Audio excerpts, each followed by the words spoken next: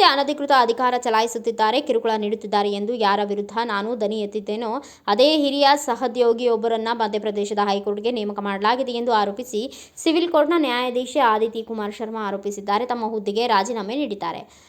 ಶಾಹದೋಲ್ ಕಿರಿಯ ಡಿವಿಷನ್ ಕೋರ್ಟ್ನಲ್ಲಿ ಸೇವೆ ಸಲ್ಲಿಸುತ್ತಿದ್ದ ಆದಿತಿ ಅವರು ಹೈಕೋರ್ಟ್ನ ಮುಖ್ಯ ನ್ಯಾಯಮೂರ್ತಿಗಳಿಗೆ ರಾಜೀನಾಮೆ ಪತ್ರ ಸಲ್ಲಿಸಿದ್ದಾರೆ. ನ್ಯಾಯಾಂಗ ಸೇವೆಗೆ ನಾನು ರಾಜೀನಾಮೆ ನೀಡುತ್ತಿದ್ದೇನೆ. ನಾನು ಸಂಸ್ಥೆಯನ್ನು ಅನುತ್ತೀರ್ಣಗೊಳಿಸಿಲ್ಲ, ಆದರೆ ಸಂಸ್ಥೆ ನನ್ನನ್ನು ಅನುತ್ತೀರ್ಣಗೊಳಿಸಿದೆ ಎಂದು ಬರೆದಿದ್ದಾರೆ. ದುರ್ವರ್ತನೆ ತೋರುತ್ತಿದ್ದ ಹಿರಿಯ ನ್ಯಾಯಾಧೀಶರ ವಿರುದ್ಧ ನಾನು ಧ್ವನಿ ಎತ್ತುವ ಧೈರ್ಯ ತೋರಿದ್ದೆ.